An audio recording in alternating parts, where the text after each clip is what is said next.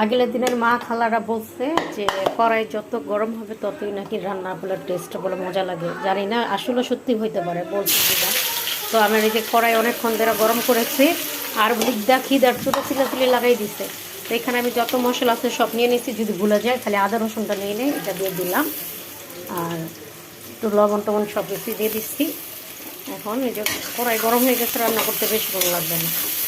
তো মুরগি রান্না করবো, তো কীভাবে রান্না করবো সেটাই আপনাদের সাথে দেখাবো।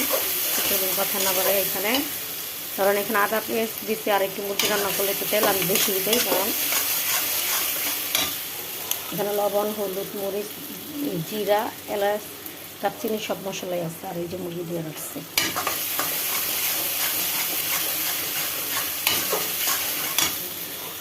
তারপর দিয়ে দিব এক এক করে সব মশলা, কারণ তাড়াহুড়ো রান্না তো কোনো কিছু মনে থাকবে না। এই জন্য সব কিছু প্লেটে সাজিয়ে নিচ্ছি যাতে ভুলে না যায়, নাহলে তো মাংস মজা হবে না।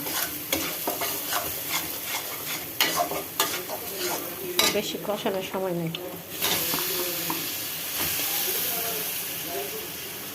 আর মশলা ঠিক মতন পড়লে মাংসের কালার সুন্দর হয়ে যায়, দেখতে বোঝা যায়।